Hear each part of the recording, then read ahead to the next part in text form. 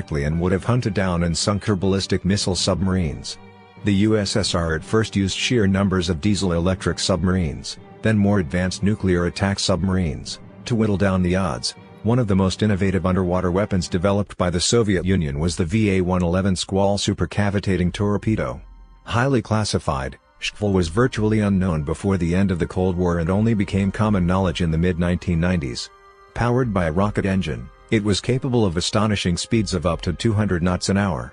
But in a world where physics ensured most ships and underwater weapons topped out at 50 knots, how did Russian engineers accomplish such a breakthrough in speed? Traditionally, torpedoes used propellers or pump jets for propulsion. Shkvul, on the other hand, uses a rocket engine. That alone is enough to make it fast, but traveling through water creates major drag problems. The solution: get the water out of the path of the torpedo. But how exactly does one get water out of the path of an object in the middle of an ocean? The solution: vaporize liquid water into a gas. Shkvul solves this problem by diverting hot rocket exhaust out of its nose, which turns the water in front of it into steam. As the torpedo moves forward, it continues vaporizing the water in front of it, creating a thin bubble of gas.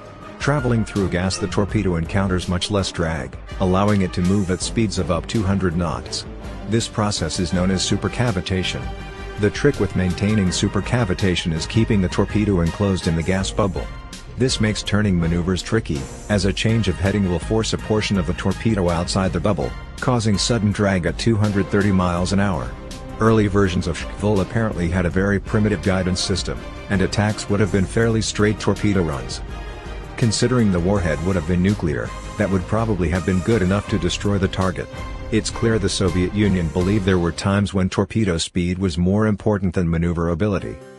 Shkvul was originally designed in the 1960s as a means of quickly attacking NATO nuclear missile submarines, delivering a nuclear warhead at previously unheard-of speeds.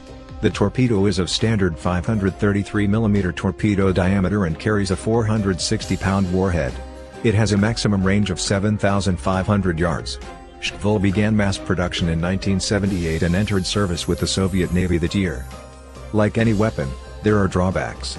For one, the gas bubble and the rocket engine are very noisy. Any submarine that launches a supercavitating torpedo will instantly give away its approximate position. That having been said, such a fast-moving weapon could conceivably destroy the enemy before it has time to act on the information, as the enemy suddenly has both an enemy submarine and a 200-knot torpedo to contend with. Another drawback to a supercavitating torpedo is the inability to use traditional guidance systems.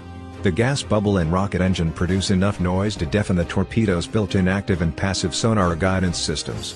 Early versions of the Shkvul were apparently unguided, trading guidance for speed. A newer version of the torpedo employs a compromise method, using supercavitation to sprint to the target area, then slowing down to search for its target. Is there a future for the supercavitating torpedo?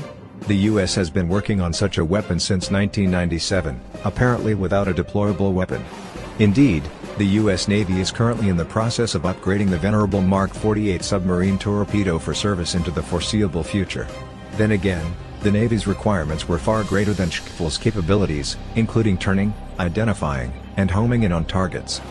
In the meantime, Russian submarines are the only subs in the world equipped with supercavitating torpedoes, modernized versions of Shkvul armed with a conventional warhead.